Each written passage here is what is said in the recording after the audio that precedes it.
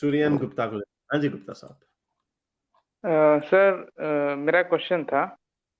Sir, क्या reason है कि कुछ लोग अपने ही रिलीजन और कास्ट के लोगों पे ही सर्कल में रहते हैं और कुछ लोग पूरे ह्यूमैनिटी को अपने सर्कल में देखते हैं। सर, कुछ लोग जैसे इंडिया में कास्टिस्ट आपको बहुत मिल जाएंगे कि अपने कम्युनिटी को अपने कास्ट की कम्युनिटी कहते हैं और दूसरी कम्युनिटी पे ध्यान नहीं देते हैं, दूसरी ट्राइबलिज्म है, कम्युनिटी की केयर क्योंकि नहीं। ये ट्राइबलिज्म है, बिकॉज इट्स ट्राइबलिज्म। लोगों को अपने अपने ट्राइब में इंटरेस्ट होता है। पीपल, ये ट्राइब की एवोल्यूशनरी वैल्यू है। लोगों को हमेशा अपने ग्रुप में सेफ्टी का एहसास हुआ है। जब हम हंटर गैदरर थे या जब हम दरख्तों से नीचे उतरे थे, तो जो आपका ग्रुप होता है, आप उस ग्रुप के अंदर सेफ फील करते हैं। जो नेक्स्ट टू किन होता है, और उसके अंदर आपको एक आपकी एक आइडेंटिटी बनती है। और जब आपको खतरा होता है दूसरे ग्रुप से जो आपसे थोड़ा डिफरेंट है, जो बाहर से आया, अगर आपने चिंपैंजीज की वॉरफेयर कभी देखी हो, तो वो इसी तरह होता है। तो humans are a cross between chimpanzees and bonobos। bonobos को लव मंकीज कहा जाता है, तो हमारे अंदर एम्पैथी भी है जो bonobos में नजर आती है।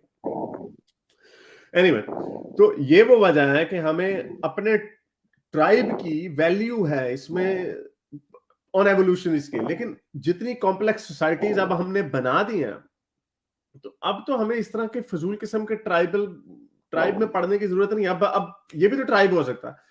इसीलिए जो एथिस्टिक नैरेटिव है वो यही है कि रिलीजन्स जो है ये इंसानियत की इंसल्ट है। अगर फर्ज करें यहाँ पे हिंदू और ये मुस्लिम की रिलीजन्स ना होते, लेट्स जस्ट से, फिर हमने किस चीज के ऊपर यूनाइटेड होना था? May be on Punjabi, on languages, brown skin colour.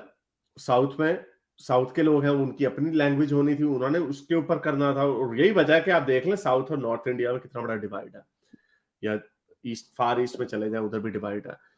तो ये ट्राइबलिज्म की ही है। तो इंसानियत को मॉडर्न दुनिया में 21वीं सदी में आगे जाने के लिए जरूरी है कि आप ये जितने बैरियर्स आपने खड़े किए हुए हैं, और इसीलिए मैं कल्चर का भी फैन नहीं हूं, इसलिए मैं नेशनलिज्म का भी फैन नहीं हूं, क्योंकि ये सारी वो चीजें इंसानों को के दरमियान में दीवारें खड़ी करते हैं। आपके मुल्क में नेशनलिज्म को कितना बढ़ा चढ़ा के बोला जाता है, चीख चीख के अगले को यू आर एंटी नेशनलिस्ट, आप एंटी नेशनलिस्ट हैं, गाली दे के तो बताया जा रहा होता। मैं पूछा what do you mean by anti nationalist? अगर आप ये मुझे कह रहे हैं कि मैं अपने कंट्री की लेट्स से टेरिटोरियल इंटेग्रिटी की रिस्पेक्ट नहीं करता, who give you the right to say that? लेकिन इसका मतलब ये नहीं है कि आप मुझे, मैं जब ऑस्ट्रेलिया में आया था ना, जब मैं शुरू शुरू में जब मैं यूनिवर्सिटी जाता था, तो उधर मैं पेट्रोल पंप में काम करता था। उसमें एक लड़के ने एक लड़की आती होती थी रेगुलर, उससे मुझे कहा पिंक आ रही है। जो सिंगर थी ना पिंक, उसने कहा पिंक आ रही है यहाँ पे, उसका कॉन्सर्ट है, टेल्स्ट्रा डोम होता था उसका नाम, तो वहां पे वो पिंक आ रही है, तो मैं बड़ी एक्साइटेड हूँ। तो मैंने उसको कहा कि उसने पिंक ने आने से पहले एक स्टेटमेंट दी थी जिसके ऊपर ना ऑस्ट्रेलिया में थोड़ा सा शोर मचा था। उसने कहा था कि ऑस्ट्रेलिया में जानवरों की जिस तरह स्लॉटर करते हैं ना, बड़े बुरे तरीके से करते हैं वो एनिमल राइट्स। ये 2000 में 4-5 की बात है। उसको ये एनिमल राइट्स के ऊपर बोलना, ये नई नई नई नई चीजें थी। ऑब्वियसली जो सेलिब्रिटीज होते हैं वही आपको पॉपुलराइज करते हैं। तो उन्होंने ये बात उसने की, तो मैंने कहा कि यार ये ऑस्ट्रेलियन है, ये कहेगी हाँ भाई बड़ा गुस्सा, how dare she say that. करो ना जरा, अगर फर्ज करें कोई आपका कोई गोरा ब्रैड पिट या कोई टॉम क्रूज को स्टेटमेंट दे दे कि जी इंडिया में जी क्या बात करेगा, फर्ज करें हाँ वो कहे कि चलो कोई गोबर के ऊपर कोई बात कर दे, या चलो गाय के ऊपर ही बात करते हैं, अगर कोई ऐसी बात कर दे, तो जितने भाग तो टुन्नी है सारे उसको गालियां देने लग जाएंगे। तो एनीवे, तो उस लड़की ने मुझे कहा, उसने कहा हाँ उसने सही तो कहा। मैंने कहा उसने तुम्हारे कंट्री के खिलाफ बात की, तुम्हें कोई बुरा नहीं लगा? नहीं, उसने सही बात की है उसने।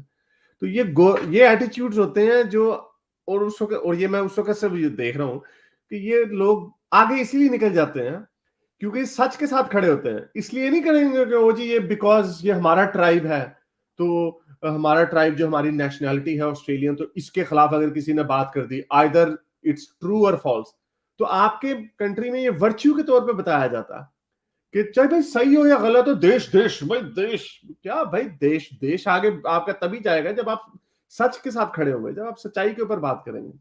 और देश के अंदर चले जाएं तो आपके वो अपनी आपने और बैरियर्स रखे होते हैं। जब हम ये मुसलमानों को जुगत मारते हैं ना कि मुसलमानों के अगर कोई बाहर का दुश्मन नहीं होगा तो आपस में लड़ रहे होंगे, वो एक बड़ा मशहूर मीम है।